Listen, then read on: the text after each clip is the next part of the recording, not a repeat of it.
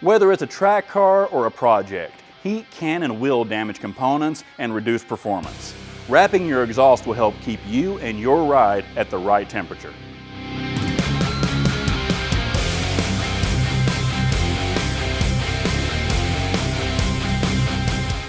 The titanium exhaust wrap from DEI is the right way to keep things cool and performing at their best.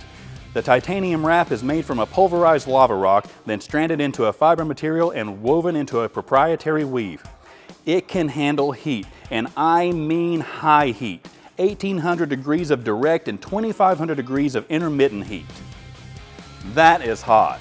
By comparison, it takes less heat to melt aluminum, brass, copper, gold, cast iron, and way more. So yeah, it can take the heat. And the wraps aren't stiff. They're pliable, and that makes them easier to wrap around the headers. Being less stiff means they'll also allow for a tighter and more secure wrap. Unlike a lot of other wraps, you won't need to wet these beforehand.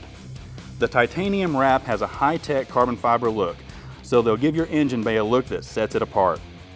They're also durable.